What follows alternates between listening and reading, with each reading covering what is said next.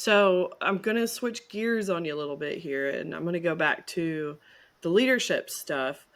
What is it about leadership that you enjoy the most about leading other creatives?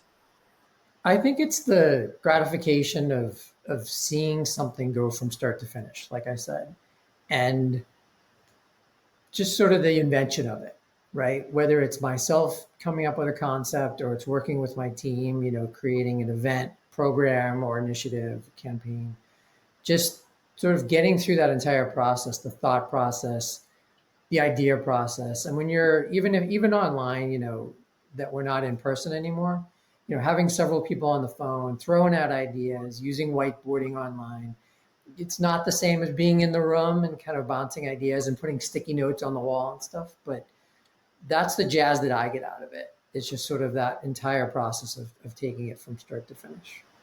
Very cool. Yeah, actually, something that's come up often with a lot of people that I've talked to is how do you bring groups together in a remote environment now? How do you do it successfully? And I think as a whole, we're all still figuring that out. Yeah. And I think there are always going to be missing pieces, obviously, because I think you can't replace in person interactions. But it's interesting to Right. hear from other people what tools they've developed to help cope with that stuff. So Mm. yeah, I think that's really cool. Is there anything else that has benefited you or your teams working remotely? I think it's hard. I mean, you have to do it, just because of the way the world is right now.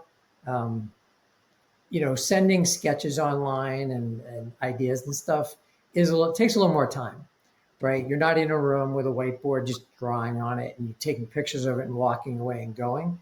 Sometimes there's that after of downloading the visuals or the notes and stuff, having to put it together, and then so you lose a little bit of time in that. But I think people are getting used to it and working through those challenges. What experience or experiences has shaped you the most professionally? Getting into management and leadership, was a real kind of eye-opening experience for me.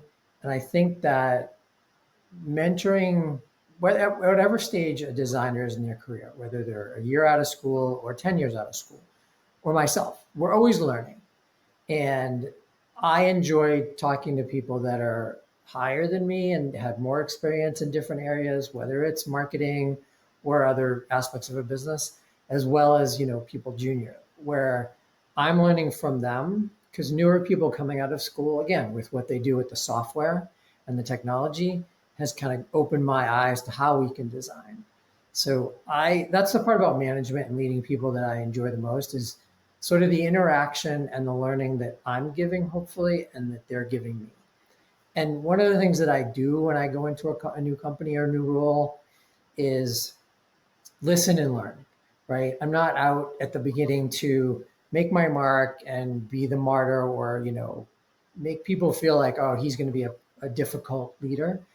I like to go in and sort of slowly learn and slowly teach. But when I'm giving reviews to designers, whether in the old days where I was marking layouts up because we were in an office, or now where I'm marking a PDF up, my hope is that if I do it once or I do it twice, they're seeing it. And they're like, okay, next time I design something, I need to look for those things that Mark has found, because then at a point, I won't find anything, hopefully.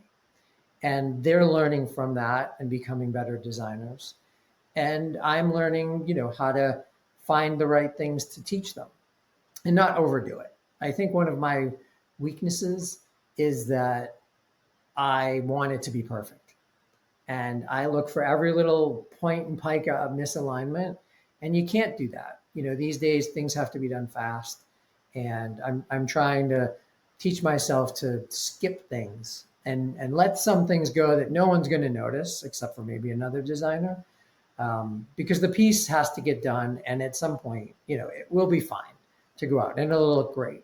So um, that's just kind of something I'm trying to learn myself as a leader and design, expert.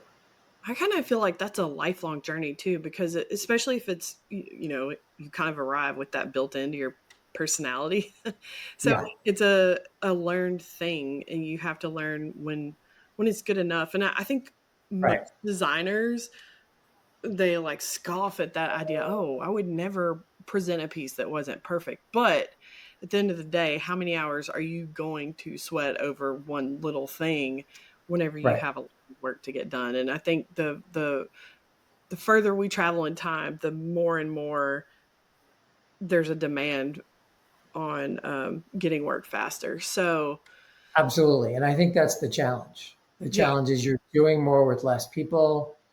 Junior people are still learning, so they don't know what to look for necessarily. But I think that's the hard thing. You don't want designers to lose that sense of creativity, but you also don't want them to rush and be sloppy.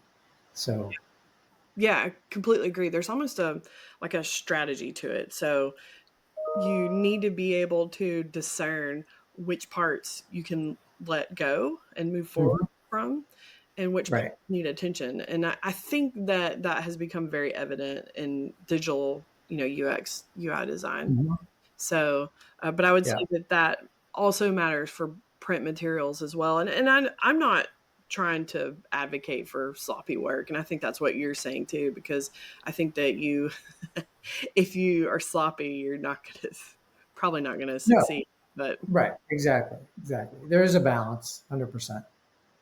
yeah, and I think being able to know when a piece is done versus when it still Mhm, needs work. When I worked in magazine publishing as a magazine designer, the challenge was, when is this layout complete? When is this magazine complete? When can I, you know, yep. when It's can got I? to go to production. There's a date Yeah, on it. yeah, It's yeah. like newspapers or any kind of publication that has a finished date that it has to be published. It's got to be done. So, Mhm. And like to design a magazine, there's like 1,000 things to consider. So, mm, when do you stop sweating the details and move forward? Because another magazine has to be designed probably the next mhm, day. So, right, right. um, okay. So you brought up something about how you like to work with the designers and the creatives and help them, make their work better. So what are some of the things that you have done, or what are some of the ways that you like to encourage or mentor your designers? I think it's, all the companies that I've worked for, have had strong brands, right? And you want to stay within the brand, but you also want to push the brand and test it. So I've always said, look at your favorite magazines, look at your favorite other brands and companies for inspiration. What are they doing? I mean, I'm a skier and a hiker and a biker.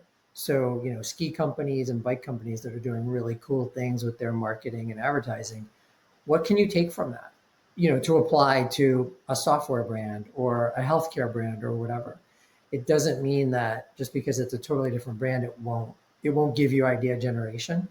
Um, the other thing I look at is magazines, different magazines for advertising and just how do they design their pages and things like that to give you those fresh ideas of how to treat type and color and interaction between elements.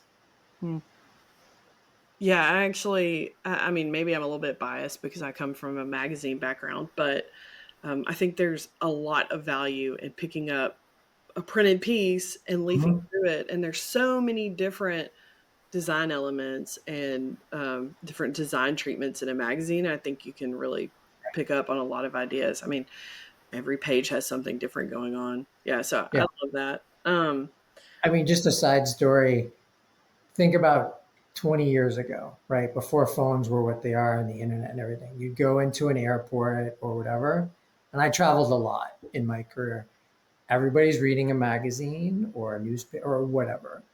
And nothing's happening like that today. Everybody's just in their phone. So you're seeing design and advertising and whatever in, the small area. You're not getting to experience kind of big, bold anymore.